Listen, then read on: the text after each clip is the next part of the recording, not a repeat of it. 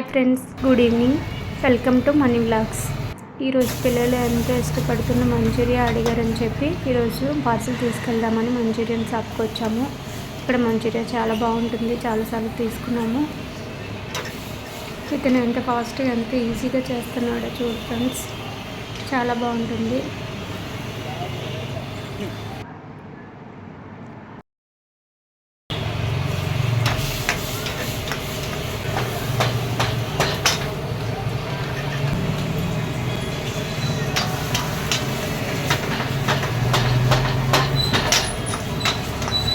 Parcel ఇంటికి తీసుకొచ్చాను.